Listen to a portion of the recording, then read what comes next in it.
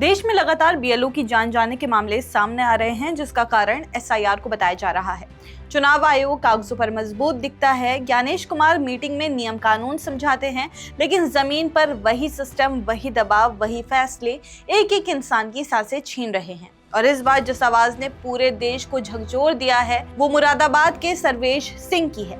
एक school teacher, 4 बेटियों के पिता और एसआईआर ड्यूटी से टूटा हुआ एक इंसान। मामला क्या है, चलिए जानते हैं।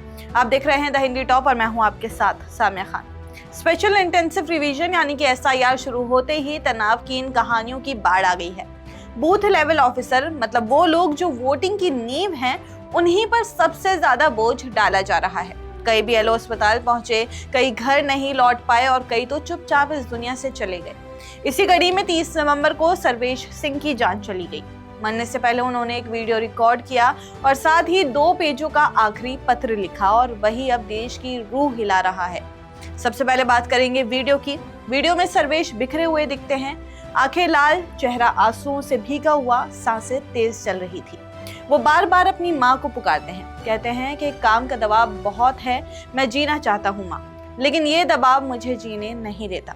वो अपनी 4 बेटियों का जिक्र करते हैं और बताते हैं कि उनमें से 2 बीमार हैं, लेकिन फिर कहते हैं कि मैं मजबूर हूँ। इन शब्दों में वो टूटन है जो किसी भी इंसान को अंदर तक हिला दे। दीदी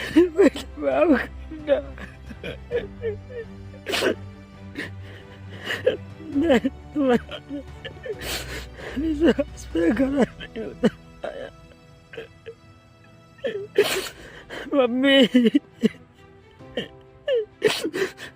मेरे बच्चों का ख्याल रखो, मेरे साथ क्या होगा।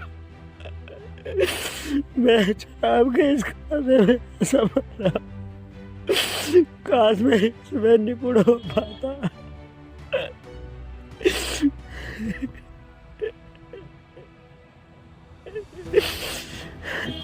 मैं तो एक कदम उठाने जा रहा हूँ, इसका स्वयं मैं ही जिम्मेदार हूँ। इसमें किसी का कोई दोष नहीं है, मेरे परिवार को कुछ नहीं कहना है। मैं बहुत दुखी हूँ, इस दिन से चैन से सो पाया हूँ। मेरी छोटी छोटी 4 लड़कियां हैं।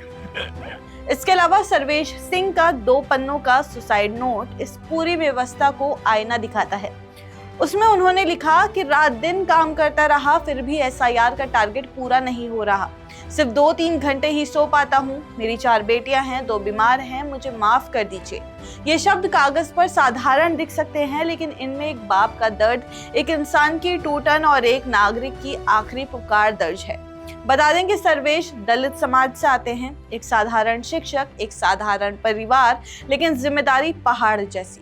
उनके परिवार का आरोप है कि अधिकारियों का लगातार दबाव उन्हें मार रहा था। टारगेट पूरा करने का आदेश, हर दिन नए डेटा, हर दिन नया बोझ। किसी ने ये नहीं पूछा कि इंसान कितना झेल सकता है। अब उनका परिवार पूछ रहा है कि इस मौत की जिम्मेदारी कौन लेगा, कौन सा अधिकारी आगे आएगा, क्या चुनाव आयोग सुनेगा, या फिर ये भी एक आंकड़ा बनकर रह जाएगा। और ये घटना अकेली नहीं है। मैं आपको बता दूं कि अलग अलग राज्यों से 10 से ज्यादा बीएलओ की मौत की खबरें सामने आ चुकी हैं। किसी को दिल का दौरा पड़ा, कोई अवसाद में डूब गया, कोई ने अपने नोट्स में साफ लिखा कि एसआईआर का प्रेशर असहनीय हो गया था। ये वही लोग हैं जो हर वर्ष लोकतंत्र की मशीनरी को चलाते हैं, लेकिन सिस्टम उन्हें मशीन की तरह इस्तेमाल करता है। जब तक काम करो करो, और जब टूट जाओ तो फाइलें आगे बढ़ जाती हैं और इंसान पीछे छूट जाता है। और सबसे बड़ा सवाल, चुनाव आयोग और ज्ञानेश कुमार आखिर क्या कर रहे हैं। ये पूरी व्यवस्था उनके फैसलों के नीचे पिस रही है, लेकिन उससे कभी इंसान की थकान, दर्द और हालात का हिसाब नहीं पूछा जाता। वो आंकड़ों में बात करते हैं, लक्ष्य में बात करते हैं, लेकिन उन चेहरों पर नहीं झांकते जो इस लक्ष्य को पूरा करने के लिए अपनी नींद, सेहत और जिंदगी तक दांव पर लगा देते हैं।